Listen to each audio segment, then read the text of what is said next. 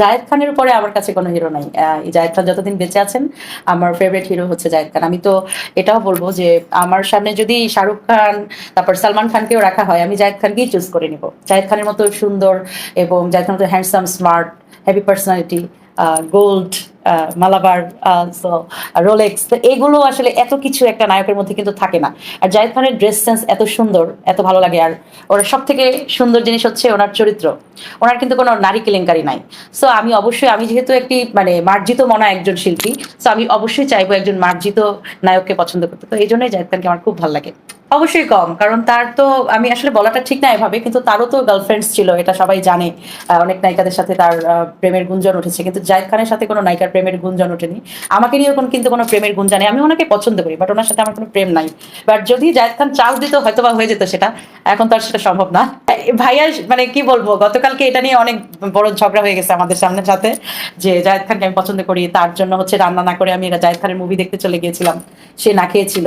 তো পরে আমার ব্যাপারটা মানে খারাপ লেগেছে, কিন্তু আমি ওই সময় এমন একটা মোহর মধ্যে ছিলাম যে ওনার মুভিটা রিলিজ হচ্ছে আজকে, আমি দেখতে যাব, হাতে সোনার চল লিখে যাচ্ছি। তো সবকিছু মিলে আমি এতটাই এক্সাইটেড ছিলাম, আমি ভুলে রান্না না করে বাসা থেকে চলে গিয়েছি। তো এই জন্য ভাইয়া এই জিনিসটা মনে পুষে রেখেছিল। তো গতকালকে আমার কনসার্ট শেষ করে যখন আমি একটা সাক্ষাৎকার দিচ্ছিলাম, তো আমি জায়েদ খানের বিন্দুমাত্র একটু প্রশংসা করছিলাম যে জায়েদ খান খুব ভালো। এসে এর মধ্যে সে আমার ইন্টারভিউর মধ্যে ঢুকে গিয়ে সে যা তা বলা শুরু করলো, আমাকে রাগ করলো, বলতেছে তুমি কি সংসার করবা নাকি জায়েদ খানকে নিয়ে থাকবা। আমি বললাম যে তুমি তো আছোই, তুমি তো হাজবেন্ড, বাট জায়েদ খান তো আমার মনের মানুষ, ওনাকে তুমি পছন্দ করি মনে মনে, ওনার সাথে তো আর কখনো কিছু হবে না। তো জায়েদ খান তো সেফ অ্যান্ড সিকিউর, তার তো নারী কেলেঙ্কারি নেই, তুমি নিশ্চিন্ত থাকো, তোমার কেন এত টেনশন। কে বলেছে ওনার বিয়ের বয়স পার হয়ে যাচ্ছে? উনি তো আরো ইয়াং হচ্ছে। এই যে অস্ট্রেলিয়াতে গিয়ে সে কিছু ছবি পোস্ট করলো ফেসবুকে, দেখে তো মনে হচ্ছে 20-21 বছরের ছেলে ছোকরা। আমি তাকে এটা কমেন্টও করেছি যে আপনার তো বয়স দিনে দিনে কমে, মানুষ হয় এভারগ্রিন, আর জায়েদ খান হচ্ছে ওভারগ্রিন। আমি যদি আনমেরিড হতাম তাহলে আমি তখন তো আর আমার হাজব্যান্ডের সাথে পরিচয় যদি না হতো এরকম ব্যাপার, সিঙ্গেল হলে তখন আমি হ্যাঁ বলে দিতাম, এটা তো ড্রিম। যেহেতু আমি ম্যারিড পার্সন, তো আর জায়েদ খানও এখন সেটা বলবে না, কারণ উনি খুব ভালো মনের একজন মানুষ, উনি কখনোই কারো সংসার ভাঙবে না। আমি তাকাই না, তবে আমি জায়েদ খানকে খুঁজি মাঝে মধ্যে রাস্তা, যদি এফডিসির সামনে থেকে হাঁটাহাঁটি করি বা ওনার যেখানে কোনো প্রোগ্রাম আছে বা ফিতা কাটার বিষয় আছে।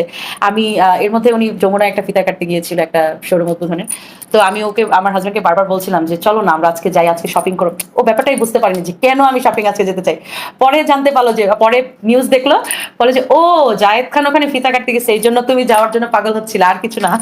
দেখেন, আমি জায়েদ খানকে পছন্দ করি। আমি কিন্তু এর আগে যতবার বলেছি আমি খুব সুন্দর মার্জিতভাবে বলেছি যে ওনাকে পছন্দ করি। আমি কিন্তু ওনার জন্য কোনো ভালগার অ্যাক্টিভিটিস করিনি, বা ওনার ছবি দেখে রাস্তায় ঘাটে আমি কিছু চুমাচুমি করিনি। যতটুকু করেছি, একজন শিল্পীকে ভালোবাসতেই পারে, সুন্দরভাবে মার্জিতভাবে আমি তাকে প্রপোজ করেছি বা প্রপোজ করবো যদি কখনো করতে হয়।